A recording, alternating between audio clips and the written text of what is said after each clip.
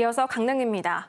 정부가 강릉에 건립을 추진하고 있는 연안항만방재연구센터가 부지 무상 제공이 어려워지면서 차질이 불가피하다는 소식 앞서 전해드렸는데요. 해양수산부가 연구센터 입지를 바꾸는 방안까지 검토하는 것으로 추가 확인됐습니다. 실제 센터가 다른 지역으로 옮겨갈 경우 책임론 등 파장이 예상됩니다. 정면고 기자가 보도합니다. 해양수산부가 추진하는 연안항만방재연구센터 조감도입니다. 길이 270m 규모의 2차원 대규모 수로 실험 시설과 연구동 등이 계획됐습니다. 해안 침식 원인을 규명하고 항만 구조물의 안전성 검증 등을 하려면 이런 대형 실험 시설이 필수적입니다.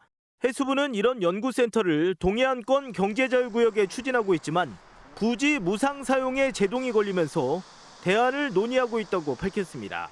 해수부는 특히 부지 확보가 어려운 상황인 만큼 센터 입지를 다시 선정하는 방안도 불가피하게 검토할 계획이라고 덧붙였습니다. 사정이 이렇다 보니 해당 센터가 강원도가 아닌 다른 지역으로 옮겨갈 가능성도 배제할 수 없는 상태입니다. 최악의 경우 애써 유치를 확정한 460억 원 규모의 전액 국비 사업이 물거품이 될 수 있습니다. 관련된 연구시설과 기업 유치도 어려워질 전망입니다. 무엇보다 지금은 불법이라는 부지 무상 제공이 협약을 체결한 2년 전에는 어떻게 제시된 건지 등을 놓고 책임론도 예상됩니다.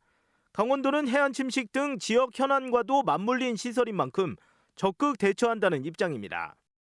해수부하고 좀 적극적으로 방문해가지고 협의를 해서 이것이 좀 강원도의 계획대로 설치될 수 있도록 그렇게 다각도로 좀 노력을 하겠습니다.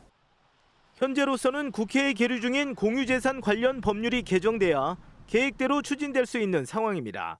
강원도와 동해안권 경제자유구역청은 국회에 협조를 요청하고 있어 지역 국회의원들의 정치력도 시험대에 오를 전망입니다. KBS 뉴스 정명구입니다. 올여름 강릉 지역 해수욕장 피서객이 개장 한 달여 만에 100만 명을 넘어섰습니다.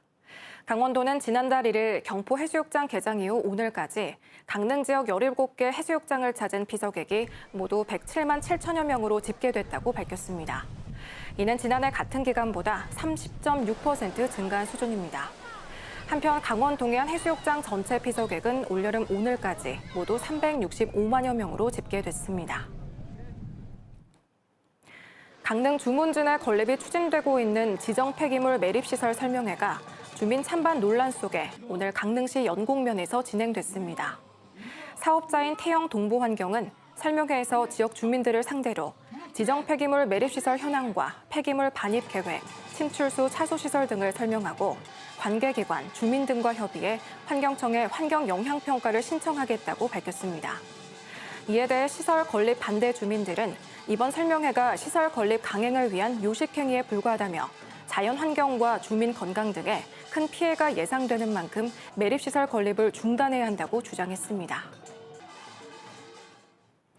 속초시는 빅데이터를 활용해 강원관광재단이 발표하는 6월 강원도 관광동향 분석 결과 강원도 전체 방문객은 전달보다 2% 줄었지만 속초는 1.8% 늘었다고 밝혔습니다. 특히 청초호가 지난 5월에 이어 6월에도 가장 많은 방문객이 찾은 강원도 내 관광지로 파악됐고 전체 10위권 가운데 5곳이 속초 지역 관광지였다고 덧붙였습니다. 속초시는 해외여행 증가에도 불구하고 지역을 찾는 관광객이 계속 늘어나고 있다며 다양한 관광 인프라를 구축한다는 계획입니다. 서핑 관광 1번지로 인정받는 양양 지역 해변에 국내 첫 인공 서핑장 조성이 추진됩니다.